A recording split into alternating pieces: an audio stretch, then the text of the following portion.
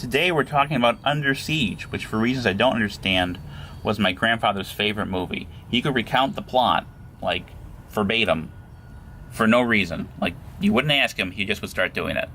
Or, alternatively, we're talking about the siege mechanic in the Southern Strategy. So how this works is if you have an army in a city or fort, and there are two enemy armies that are adjacent to you. So let's say this guy here moves up here. Now there are two adjacent. You then become under siege automatically.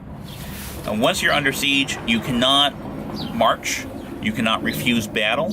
You cannot dig in. You cannot move cubes in or out of the city. You're kind of stuck there unless you want to try to lift the siege by attacking the enemy. He doesn't have any war cubes, so he's not going to be able to do that in this case. Now, at the end of every turn, you're going to lose one food cube while you're under siege.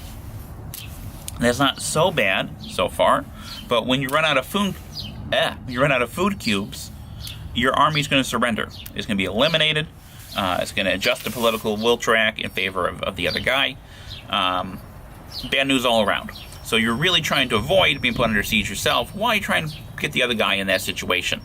Now, the other way sieges work has to do with navies. So over here, we have a Patriot Army in Wilmington, and we have a Crown Army in this point next to Wilmington. That's one adjacent point. If the Crown Navy's here, and it's unopposed, it's going to put Wilmington under siege, because you have two things that are adjacent to Wilmington.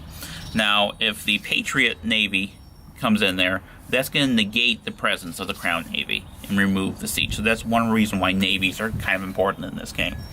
And naval battles try to eliminate the navy so you can put the guy under siege or alleviate the threat. Now, he could, attack by using his food cube and then try to attack, but if he fails, he goes right back here. He doesn't have the food cube. He's going to surrender at the end of the turn. And that's pretty bad because it's going to cause the track to move one in the British direction, and with the leader move a second in the British direction, and the British player is going to win the game. So that, in a nutshell, is how sieges work, and trying to avoid being put under siege is very important, and trying to put the other guy under siege is very important. It really kind of encourages the Fabian tactics that were a hallmark of the campaigns during the Southern Theater. So that is how sieges work.